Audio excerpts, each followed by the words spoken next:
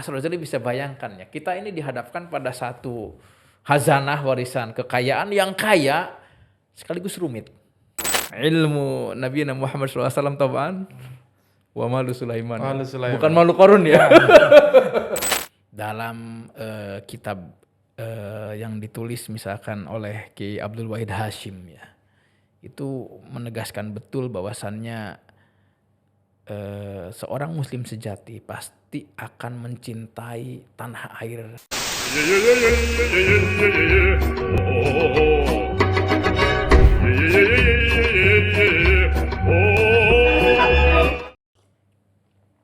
Oke.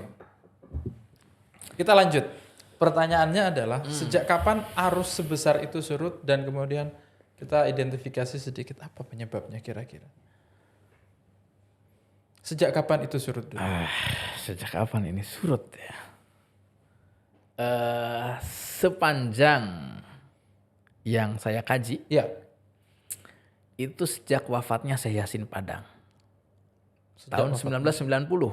Oke. Apa yang terjadi itu?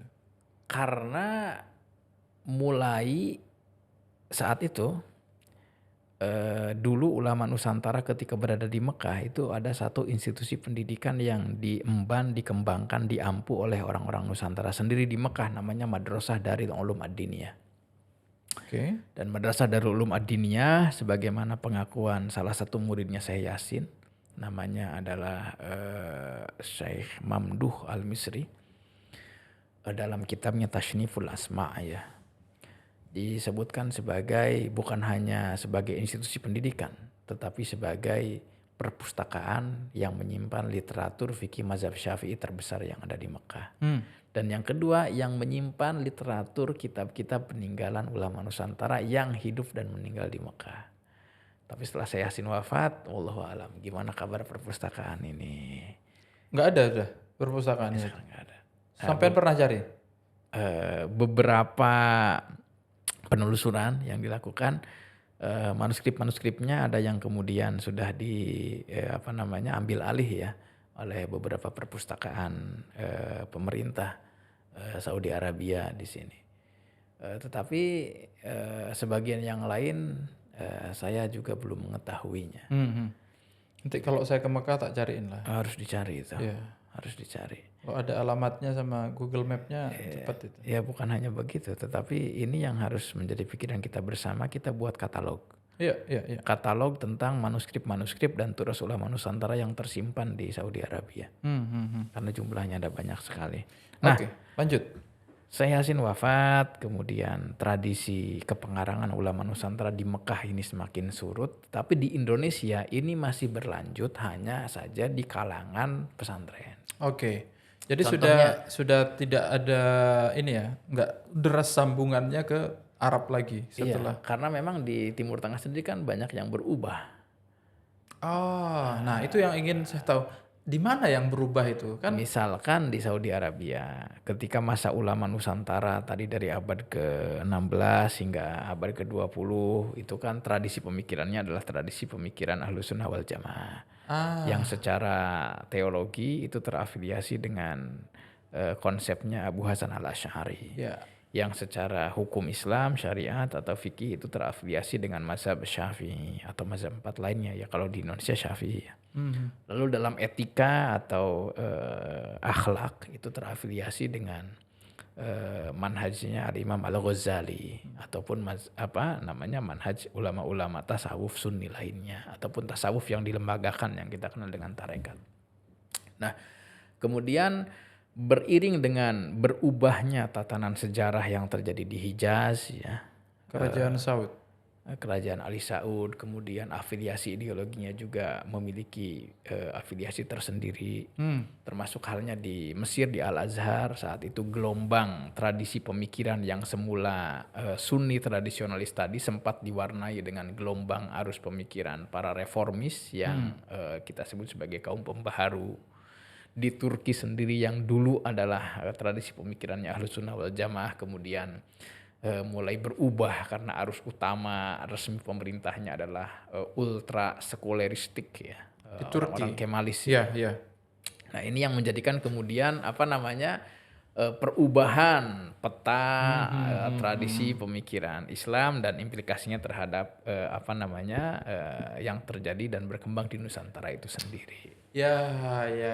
Jadi itu salah satu faktor yang ini ya menyebabkan di antaranya. Tetapi saya katakan tadi tradisi ini sebenarnya tidak terputus di kalangan ulama Nusantara, hanya saja memang terbatas di kalangan pesantren. Contohnya Kiai Sahal itu kan ulama yang produktif juga mengarang karya-karya berbahasa Arab. Betul. Di antaranya beliau tulis Thariqatul Husul Hasyiah ala Ghayatil Wusul dalam ilmu usul fikih. Lalu juga mengarang As-Samarat Al-Hajiniyah, mengarang juga Nailur Roja Syarah ala Manzumah Faidil Hija, mengarang dalam usul fikih yang lain juga Al-Bayan Al-Mulamma Syarah ala Al-Luma fi Usul Fiqh dan lain sebagainya. Dan tradisi itu berlanjut hingga hari ini. Ya. Hari ini kita punya di kalangan NU misalkan ulama-ulama yang tetap produktif mengarang karya dalam bahasa Arab. Nah, tradisi kitab itu ya diantaranya ada Ki Afifuddin Dimyati dari Jombang, ya Gus Awis. Lalu ada juga misalkan Ki Afifuddin Muhajir itu mengarang Fathul Mujibil Qorib. Saya pikir sebenarnya di sini bukan berarti tradisi ini hilang, tetapi kemudian berkembang dalam lingkup yang terbatas, dan keterbatasan ini saya pikir tergantung bagaimana kemudian kita menarasikannya. Yeah. Apakah kita akan menarasikan itu sebagai narasi pinggiran atau kita ingin menarasikannya sebagai narasi utama. Nah, karena itu kembali ke awal, ini perlu kerja bersama. Agar bagaimana karya-karya yang tetap lestari diproduksi meskipun dalam lingkungan terbatas ini menjadi tidak lagi terbatas. Tetapi diketahui oleh masyarakat muslim di Nusantara secara lebih luas bahwasannya tradisi turos, tradisi tulis menulis karya klasik ulama Nusantara ini itu masih terus berlangsung. Oke. Saya kembali ke yang tadi 2015. Kita mulai dari situ dan kita perjelas penyebabnya. Jadi sebenarnya ini ada sedikit banyak pengaruh komunikasi keilmuan atau ya komunikasi keilmuan dari Nusantara dan pusat-pusat peradaban Islam di tempat lain. Itu ada pengaruh perubahan politik di Timur Tengah juga. Tadi di-mention ya ada di Turki menjadi kita nyebutnya apa tadi bahasanya kok liberal? Enggak, ya menjadi Kemalis. Menjadi Kemalis, terus ada di Saudi mungkin juga ada pengaruhnya dari berdirinya kerajaan Saudi. Terus mungkin juga waktu itu kan era itu di Timur Tengah juga ada perubahan besar kan. Nah, itu barangkali juga yang menyebabkan komunikasi perubahan itu menyebabkan tatanan lama antara komunikasi keilmuan kita dengan ulama-ulama di sana berubah, mengalami dinamika itu bahasa yang paling diplomatis. Mengalami dinamika, surut lah ya, tidak sederas di era-era sebelumnya. Dan sebenarnya produksi pengetahuan dalam bahasa Arab ini masih berkembang, cuman tidak tersampaikan ke publik, tidak menjadi perdebatan lagi karena ada perubahan-perubahan itu tadi. Gitu kira-kira ya. Tetapi di sisi yang lain, di kita juga produktivitas menulis karya intelektual keislaman dalam bahasa Indonesia, aksara Latin juga kan sangat tumbuh dan berkembang. Sangat tumbuh. Nah, jadi di antara catatannya Mas Rojali, PR-nya itu adalah bagaimana ada pihak-pihak yang kemudian mengemas karya-karya ulama kita tadi ini, utamanya yang ditulis dalam bahasa yang bukan hanya bisa diakses oleh orang yang berbahasa Indonesia, tetapi dalam bahasa internasional dunia Islam, ya, dalam bahasa Arab lah di sini.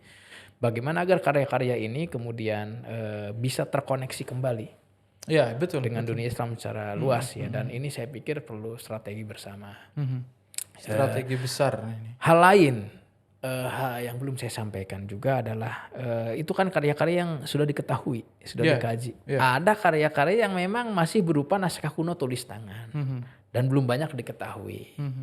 Misalkan ada karya tafsir Al-Quran yang ditulis oleh Kiai Tafsirul Anam misalkan, Kiai Tafsir Anom lah ya, tafsir Quran berbahasa Jawa Pegon misalkan, atau karya-karya yang dalam berbahasa Arab ya. Dalam tasawuf misalkan ada kitab yang berjudul Judul Manan, Jaudul Manan, fi istilahati ahlil irfan.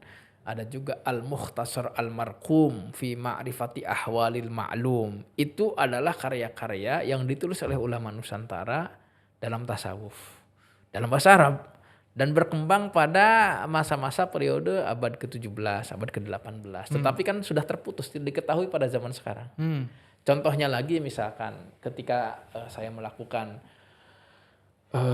penelitian dan penelusuran terhadap manuskrip-manuskrip ulama Nusantara di beberapa tempat ya. Ada beberapa kitab-kitab yang dulu menjadi kurikulum di pesantren-pesantren pada periode abad ke-18 ke-19. Tetapi kemudian sekarang sudah tidak menjadi kurikulum lagi. Dan kitab ini kemudian menjadi terputus dengan generasi sekarang. Hatta dengan rekan-rekan kita yang ada di pesantren ya. Contohnya, dulu itu di antara kitab kurikulum pesantren pada abad ke-17, 18, 19 awal, terutama di daerah Jawa, ada satu kitab fikih judulnya Al-Idah. Al-Idah. Fil Fiqh Syafi'i. Dan kitab ini diulas oleh beberapa peneliti, sampai diantaranya oleh Pak Martin van Brunesen ya. Kitab ini salinan manuskrip tertuanya tahun 1610. Berarti kan kitab ini ditulis kalau tidak abad ke-16 1500-an ya berarti 1600 awal, sebelum 1610 lah intinya. Dan kitab ini adalah kitab fikih mazhab Syafi'i berbahasa Arab yang perkembangannya, sirkulasinya itu hanya ada di Jawa Timur. Artinya mengindikasikan kalau kitab ini ditulis oleh ulama Jawa Timur dan memang jaringan pesantrennya pesantren Jawa Timur pada abad ke-17 awal, 18 dan juga 19. Tetapi kemudian kitab ini karena kemudian perubahan kurikulum di pesantren dan zaman berlalu terlupakan. Padahal ini dulu pernah menjadi bagian daripada kurikulum tradisi pendidikan keislaman kita. Mungkin faktor apa lagi? Faktor yang mengubah itu modernisasi pendidikan gitu ya. Ada era pendidikan formal. Saya pikir bukan hanya itu, tetapi dalam kurikulum pendidikan tradisional sendiri itu ada perubahan. Ada perubahan, terutama yang kita sebut sebagai era pasca Tebu Ireng. Karena kan pada zaman Mbah Hashim itu kurikulum di pesantren tradisional ya itu mulai banyak menggunakan kitab-kitab yang berhubungan dengan Syekh Nawawi Banten. Ya Safina, Sulamut Taufik, Riyadul Badi'ah gitu kan. Dalam fikihnya ya. Nah sebelum itu kitab-kitab yang tadi disebut itu kan ditulis sebelum eranya Safina, sebelum eranya Sulamut Taufik, sebelum eranya Riyadul Badi'ah gitu ya. Jadi ada tadi kitab Al-Idah. Perubahan tren pengetahuan di pesantren juga ya. Kita bisa mungkin tren, tetapi juga mungkin ya itu perubahan teks acuan kurikulum. Teks acuan, iya. Karena saya jumpai selain Al-Idah ada Al-Miftah fi Syarah Ma'rifatil Islam. Ada juga Bayan Kalimat Syahadah gitu ya. Itu teks-teks yang jumlahnya itu bukan hanya 1 sampai 10 tetapi jumlahnya ada puluhan gitu ya.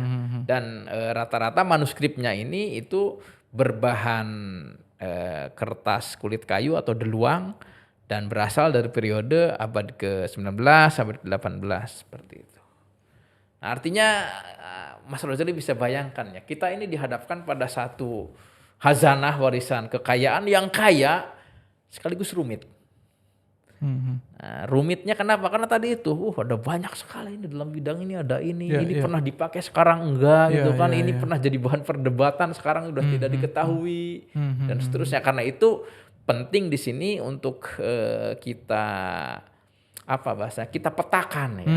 Kita petakan, kita buat kajian yaitu tarikh turos tadi itu atau sejarah turos ulama Nusantara ini. Dan kerja seperti ini perlu yang saya istilahkan perlu sobru Ayub, kesabaran seperti Nabi Ayub ya. Perlu umur Sulaiman atau umur Nuh. Umur yang seperti Nabi Nuh. dan juga perlu malu korun. Malu korun. Malu Sulaiman aja. Malu Sulaiman. Malu Sulaiman. Jadi katanya di hadapan Turas Ulama Nusantara ini agar kita bisa bagaimana mengelolanya, kita perlu sobru Ayyub, umru Nuh, ilmu Nabi Muhammad SAW taban, wa malu Sulaiman. Malu Sulaiman. Bukan malu korun ya. Tenggelam nanti. Ini menunjukkan apa? Perlu memang kesabaran, ketelatenan yang luar biasa.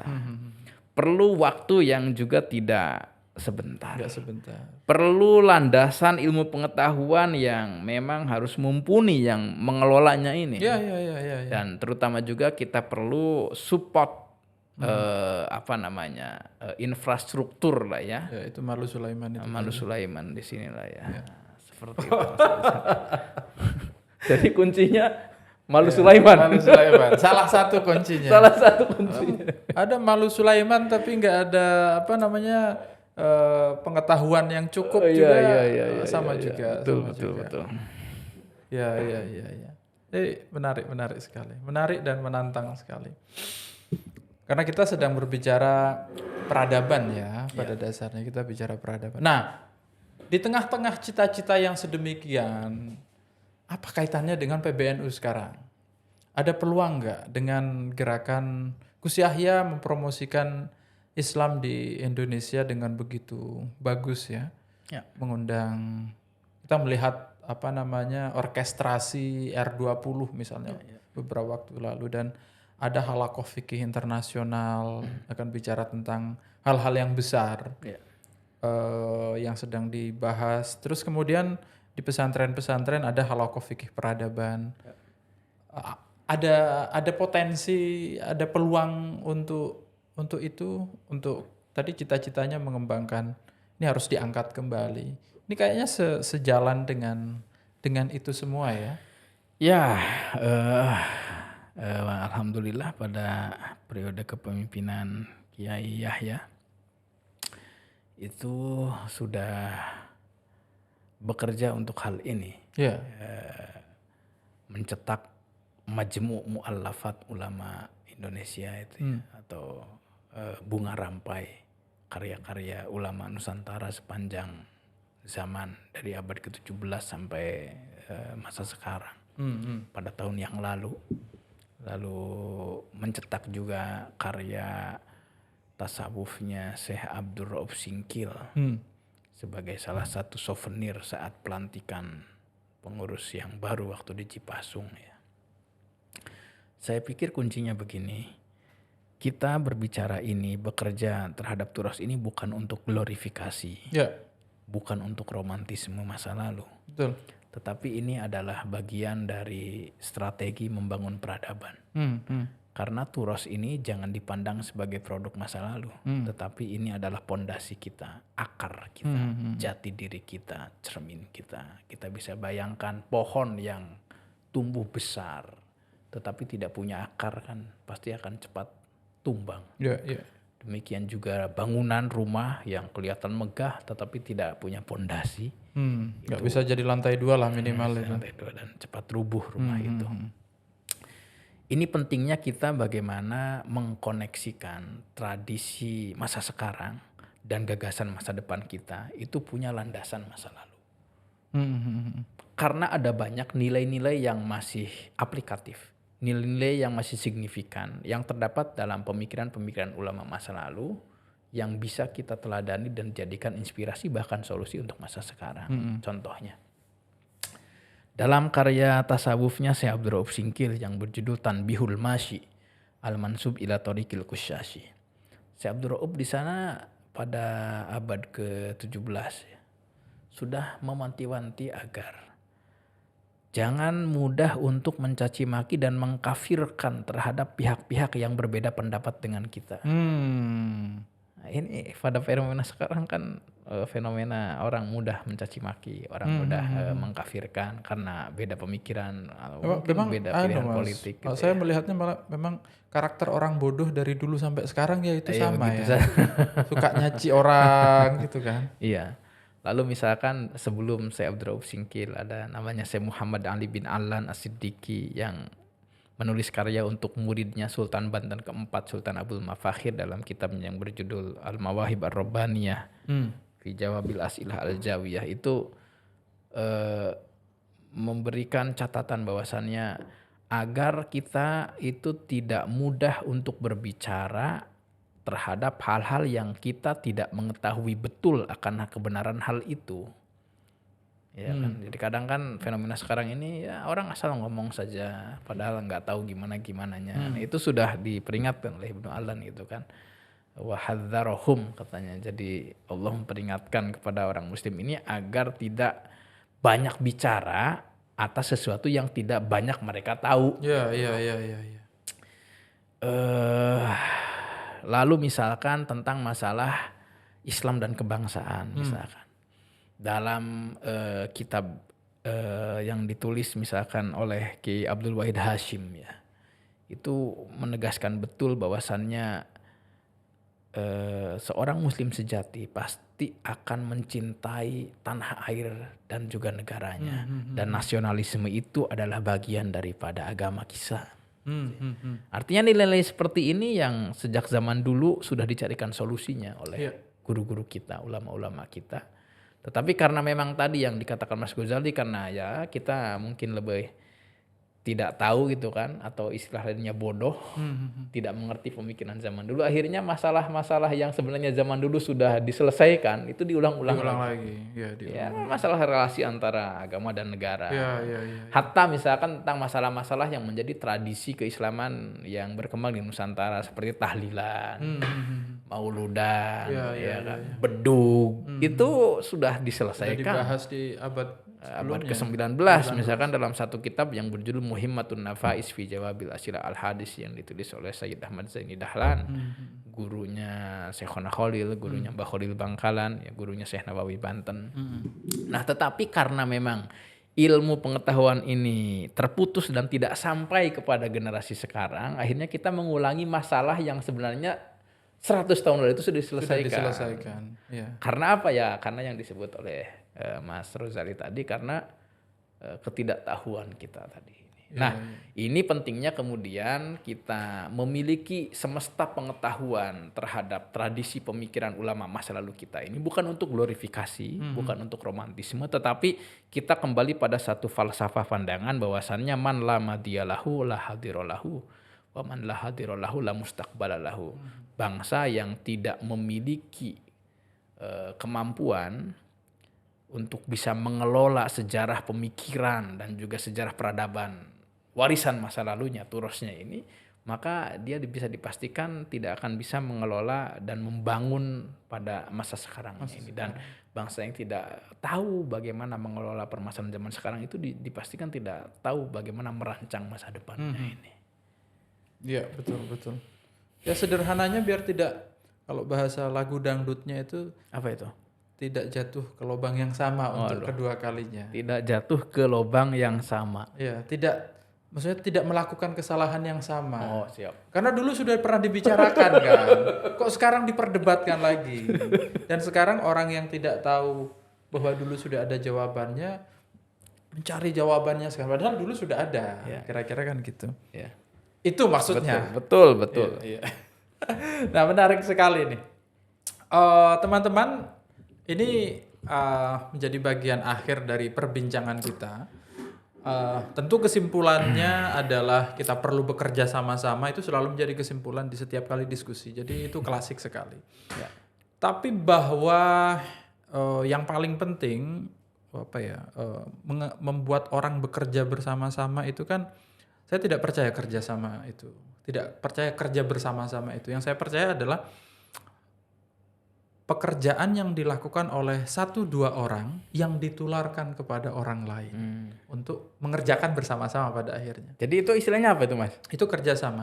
Cuma tidak bisa kita berharap semua orang untuk ayo sama-sama bekerja. Iya, betul. Cara kerjanya itu kan harus ada 1-2 orang yang sangat serius mengerjakan itu. Betul. Baru kita menularkan semangat itu kepada orang lain, baru kita bisa bekerja sama. Iya. Jadi selama ada yang bekerjakan serius di sini dan mungkin ketika kita propose kepada orang lain akan tertarik untuk bersama kita. Ah iya, saya ada yang lupa tadi. Jangan sampai lupa. Terkait PBNU terkait hubungannya dengan usaha-usaha untuk bagaimana mengelola Turos ini sebagai Karena bagian dari membangun peradaban ini. Ya diantaranya seperti yang sudah dilakukan 1 tahun yang lalu. Sekarang juga PBNU nanti akan menerbitkan karya-karya ulama Nusantara yang sebagian masih berupa manuskrip dan tidak terakses, itu diterbitkan, ditahqiq untuk dijadikan souvenir pada acara Muktamar Fikih Peradaban nanti. Ulama-ulama internasional datang dari berbagai penjuru dan diantaranya PBNU akan kasih souvenir kepada beliau-beliau sebagai tanda mata, tanda hati, dan juga mengenalkan hazanah keilmuan karya tulis ulama-ulama Nusantara kepada para ulama-ulama dari berbagai penjuru dunia ini sepanjang lintasan abad. Jadi karya ulama Nusantara abad 17 apa, abad 18 apa, abad 19 apa. Oh, itu ada katalog gitu? Bukan katalog, bunga rampai. Bunga rampai. Ya, jadi semacam berarti kan memilih kompilasi ulama-ulama terpilih. Siapa aja terpilih. isinya? Jadi ada karyanya Syekh Abdul Rauf Singkil dari Aceh. Terus? Ada karya Syekh Yusuf Al-Makassari dari Makassar. Ada karya Syekh Abdus Somad Al-Falimbani dari Palembang. Ada karya Syekh Arsad Al-Banjari dari Banjar. Ada karya Syekh Sultan Idrus bin Qaimuddin Al-Butoni dari Buton. Ada juga karya Syekh Nawawi Banten. Ada juga karya Syekh Muhammad Mahfud At-Tarmasi dari Termas tadi itu. Ada juga karya Syekh Ahmad Nahrawi dari Banyumas. Semuanya dalam bahasa Arab ini.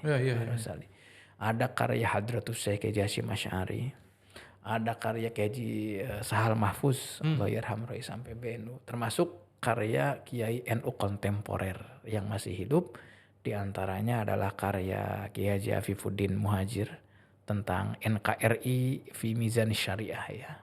Jadi bagaimana Negara Kesatuan Republik Indonesia ditinjau dari pandangan fikih. Dan itu menjadi inspirasi nanti kepada beberapa ulama yang berasal dari negara luar tentang bagaimana konsep kesinambungan antara negara modern juga dengan nilai-nilai keislaman. Bukan hal yang bertentangan, tetapi justru hal yang bisa bersinergi dan saling menguatkan. Itu penting karena ada banyak saudara-saudara kita di beberapa belahan dunia muslim lainnya yang belum selesai terhadap hal ini. Yang gagal menjelaskan gagal menjelaskan dan gagal untuk bagaimana menjembatani antara konsep negara modern dengan ajaran nilai hukum Islam ini. Kiai Afifuddin Muhajir sudah selesai dan menuangkan gagasan itu dalam karya yang luar biasa jenius. Itu tahun berapa Kiai Afif? Kiai Afif itu awalnya sebagai pidato pengukuhan guru Dr. Honoris Causa beliau ya. Berarti baru sekali 2019 atau 2020 ya. Termasuk beberapa risalah yang ditulis oleh Kiai Yahya sendiri terkait fikih peradaban. Lalu pentingnya untuk merekontekstualisasi pandangan-pandangan fikih yang berkesesuaian dengan peradaban modern saat ini. Yang ingin menegaskan bahwasannya tradisi pemikiran fikih yang berkembang dalam lingkungan kita muslim di Nusantara ini, khususnya di kalangan Nahdlatul Ulama, itu berlangsung selama berabad-abad, tidak putus. Sehingga apa yang dilakukan sekarang ini, pembaharuan gagasan, wacana-wacana yang bersifat nasional internasional, kita punya akar nih sejak ratusan tahun yang lalu. Sehingga gagasan-gagasan, pemikiran-pemikiran itu bukan berangkat dari ruang kosong. Lama sekali saya tidak mendengar. Dia gagasan-gagasan itu punya akar, punya pondasi yang sangat panjang, yang sangat dalam, yang sangat kokoh sekali. Karena bagaimana mungkin ada pihak yang ingin melakukan gagasan pembaharuan sementara dia sendiri tidak punya basic dasar dan juga tidak punya akar. Ya. Itu dari abad ke 17 ya.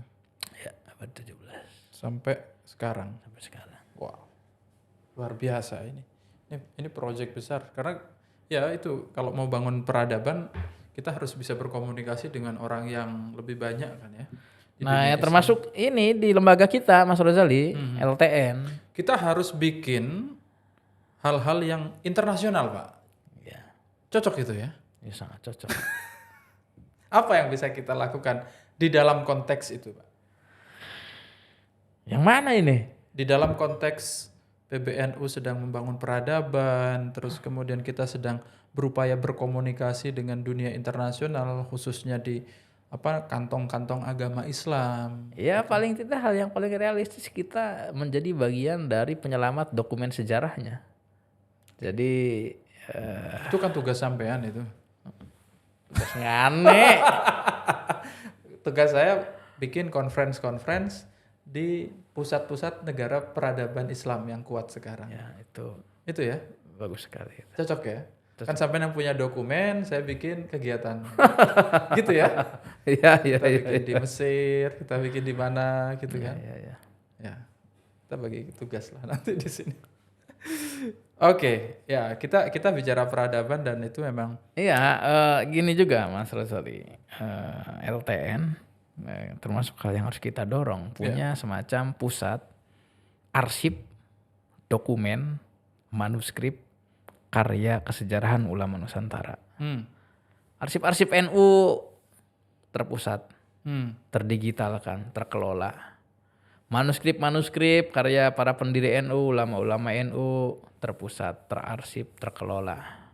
Karya-karya ulama seluruh Nusantara ini, baik yang zaman lalu atau zaman sekarang, itu terarsip, terkelola, ya. nah, sehingga menjadi satu kebutuhan mutlak ya adanya pusat arsip, dokumen, manuskrip, dan karya-karya ulama Nusantara ini. Ya, itu nanti kita obrolin dengan ketua LTN lah, Pak Edi itu.